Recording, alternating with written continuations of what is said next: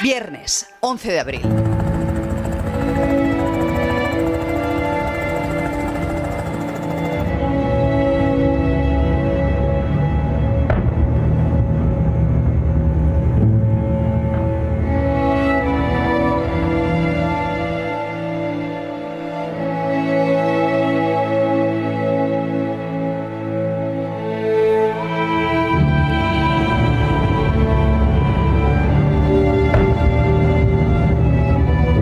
Victims were pronounced dead on scene and 2 more were removed to local area hospitals.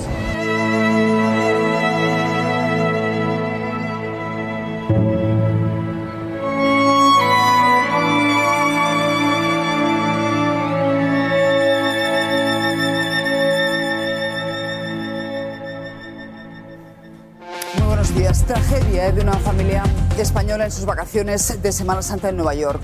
El helicóptero en el que disfrutaban del perfil de la ciudad de los rascacielos se ha estrellado en aguas del río Hudson por un problema técnico. En las imágenes se ve caer a plomo el aparato y después varias de sus piezas.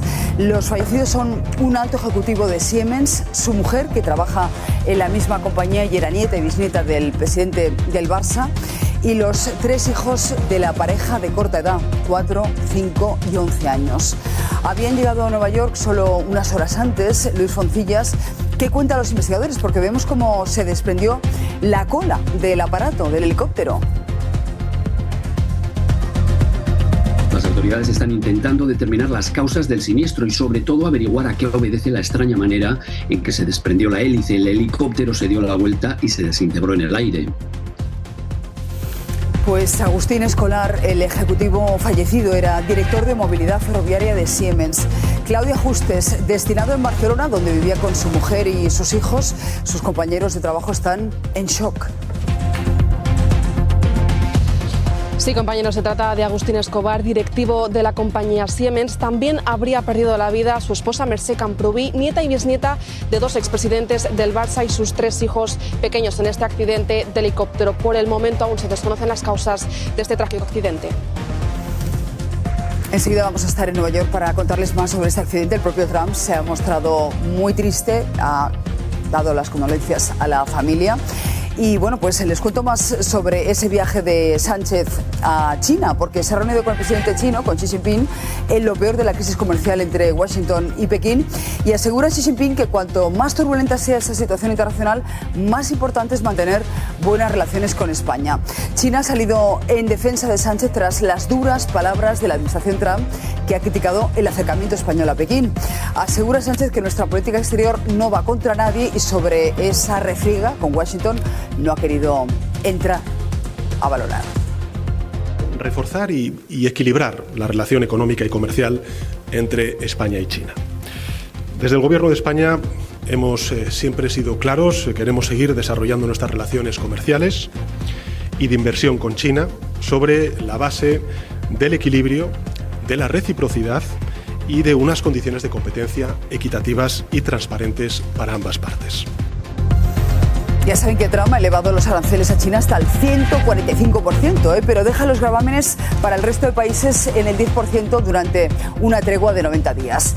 Cede Trump ante las presiones de su equipo, de esas grandes empresas que les estaban exigiendo, de las bolsas y sobre todo del mercado de deuda, pero los mercados ya no se fían. Nueva York ha cerrado en pérdidas con el dólar en mínimos de la última década y Oliver Jaén, cuéntanos cómo arranca el parque madrileño.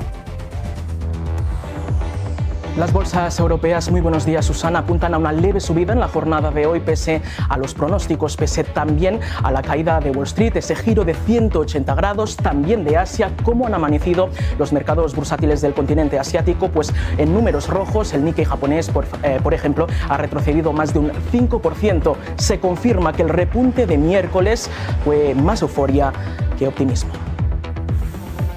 Europa ha congelado su respuesta a los aranceles estadounidenses en correspondencia a ese gesto de Donald Trump. Hay tregua, pero Guillermo Pascual, el arsenal de medidas está preparado, por si hiciera falta.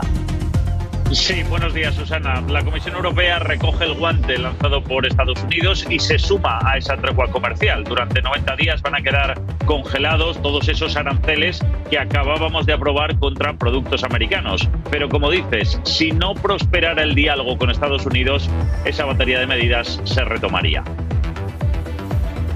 Y esta que van a ver es la exmujer de Koldo García en el Senado. Comparecía tapada y con gafas de sol para esconder su identidad ante la queja de varios senadores.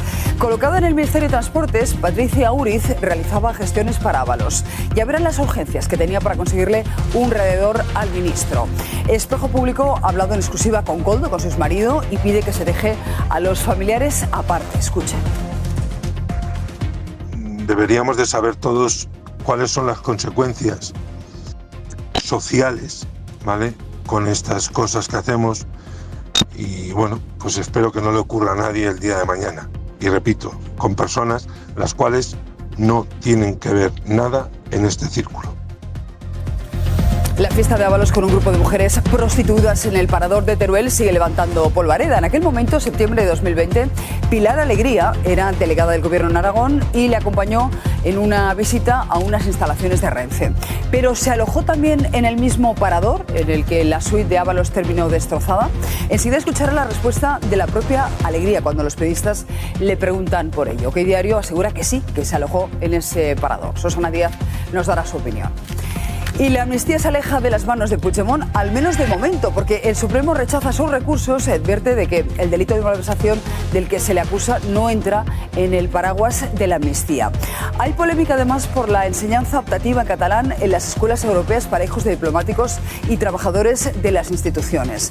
Bruselas autoriza su enseñanza siempre que España corra con todos los gastos de esa asignatura opcional.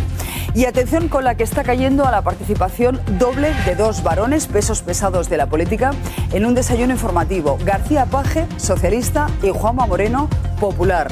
Lucía González, mucho que decir sobre aranceles, medidas y negociaciones. China es un país importante.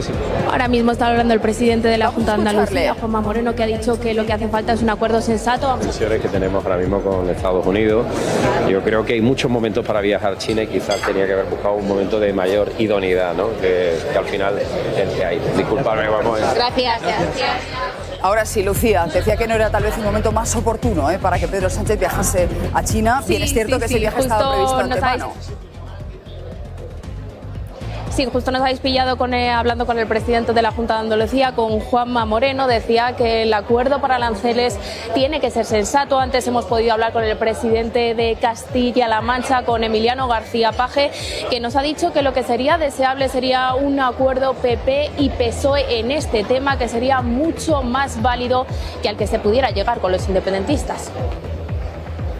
Pues enseguida les escuchamos. Y doble interrogatorio clave en la investigación judicial de La Habana. Comparecen como imputados los dos exresponsables de emergencias. La jueza quiere aclarar su responsabilidad en el envío tardío del mensaje de alerta, y Sandra Izquierdo se espera la concentración de víctimas frente a la Ciudad de la Justicia, donde tú te encuentras. Sí, de hecho, acaba de empezar. Varias asociaciones de afectados por la Habana han convocado, como ven, una concentración a las puertas para exigir justicia. A las 10 está previsto que declare la exconsellera Salomé Pradas, y 2 horas y media después aproximadamente será el turno del que era secretario autonómico Emilio Argueso. Ambos hoy podrán contestar cómo, cuándo y por qué tomaron las decisiones que tomaron el pasado 29 de octubre. Y otra cita en el juzgado, esta vez en los de Plaza de Castilla, en Madrid. En unos minutos acuden Elisa Mulia e Íñigo Errejón dentro de la causa por presunta agresión sexual del expolítico. Marina Holgado, cuéntanos por qué han sido citados. Sí, están citados para entregar sus teléfonos móviles y poder volcar su contenido, especialmente los mensajes que se intercambiaron Errejón y Mulia después de la supuesta agresión sexual. Errejón ya ha dicho que no va a venir, que va a esperar a que se resuelva el recurso que ha presentado contra esa entrega del teléfono móvil. Quien sí vendrá en unos minutos es la denunciante, Elisa Mulia.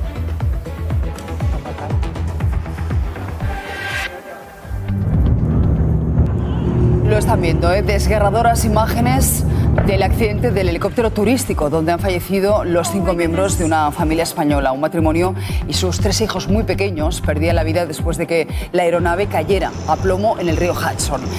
Han rescatado rápidamente los cuerpos, pero ya eran cadáveres dada la frialdad de esas aguas en esta época del año. Nos vamos a Nueva York. Luis Foncilla, sabemos qué ha ocurrido, insisto, se ve claramente en esas imágenes cómo se desprende la cola del helicóptero. ¿Qué ha podido fallar? Sí, bueno, las autoridades están intentando determinar las causas del siniestro y sobre todo averiguar a qué obedece la extraña manera en que se desprendió la hélice. El helicóptero se dio la vuelta y se desintegró en el aire.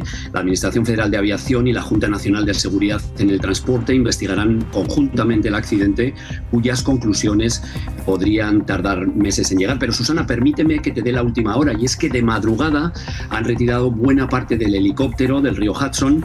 Las autoridades sacaron ayer por la tarde del helicóptero de las frías aguas del río Hudson los cuerpos de las 6 personas que viajaban en el mismo. Por tanto, y desgraciadamente, ya no hay operación de recuperación de vidas humanas. Ahora las autoridades neoyorquinas van a contactar con los familiares de las víctimas. Un proceso profundamente doloroso para todos.